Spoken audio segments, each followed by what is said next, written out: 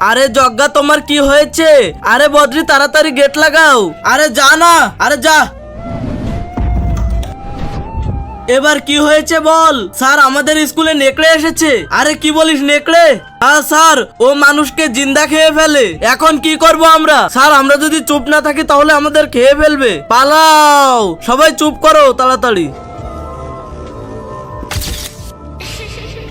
আরে এটা তোর কি হয়েছে? কিছুই না। আরে দেখা, আরে এটা তো নেকড়ের আক্রমণ বলে মনে হচ্ছে।